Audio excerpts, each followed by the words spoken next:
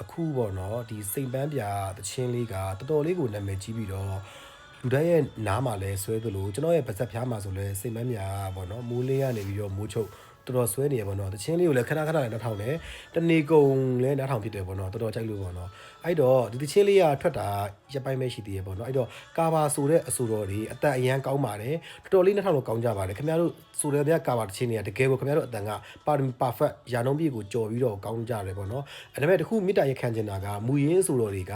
ဒီတချင်းဖြစ်လာဖို့အတွက်ကြောင့်မလို့သူတို့အချိန်တွေရောစိတ်တွေရောသူတို့ရဲ့တခြားသောကိုမသိနိုင်တဲ့အရာရာတွေရောပေါ့နော်ဒီထားပါတော့ဒီပတ်စံတွေရအစားပေါ့နော်အားလုံးကိုသူတို့ကစိတ်ကိုဆရာလေးဘယ်လိုမလဲပေမန်းခံပြီးတော့တခြင်းတစ်ပုတ်ကိုဖန်တီးထားတာပေါ့နော်ခန်းစားချက်တွေအပြည့်နဲ့ဖန်တီးထားတာပေါ့အဲ့တော့သူတို့ရဲ့တခြင်းတွေလူတွေရဲ့ယင်နဲ့လူတိုင်းရဲ့ယင်နဲ့ရောက်ပါစေအောင်ပြီးကျွန်တော်တို့ဆိုလည်းဒီမူရင်းကိုနှာထောင်လို့လည်းမဝသေးဘူးပေါ့နော်အဲ့တော့ကြောင့်မလို့ပဲကျွန်တော်တို့ကအဓိက respect ပေါ့နော်သူချို့လူတူတစ်ဖက်တယောက်ကပေါ့နော်အများကြီး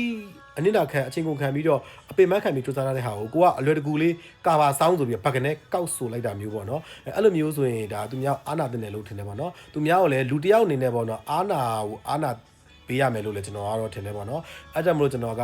အခုလောလောဆယ်ပေါ့နော်ပထမဦးဆုံးအချိန်နဲ့ရင်ကျေးစွာပေါ့နော်တောင်းမြစ်တာရဲ့ခန္ဓာပေါ့နော်ကာဘာဆောင်းတွေကိုဆိုချင်တယ်ဆိုရင်တော့ခဏနေပါဦးခင်ဗျားတို့အတန်ကောင်းတာကိုသိပါတယ်ခင်ဗျားတို့တော်တော်ကြီးကိုအတန်ကောင်းတယ်ကျွန်တော်ပြောတော်တော်ကောင်းပါတယ်အဲ့တော့ခဏလေးအောက်ပါဦးဒီတချင်းကိုသူတို့ကိုပေးပြီးတော့အောင်မြင်တာဖြစ်စေပေးပြီးတော့နားထောင်တာဖြစ်စေပေးပြီးတော့အချိန်ကနလေးပေးထားဖြစ်စေအားနာလို့ဖြစ်စေပေါ့နော်ခင်ဗျားတို့ဘက်ကဘလို့ပဲတွေးပေါ့နော်အဲ့တော့ business တဘောကကာဘာဆောင်းဆိုမယ်ဆိုရင်အခုလောဆယ်မဆိုပါနဲ့တချင်းက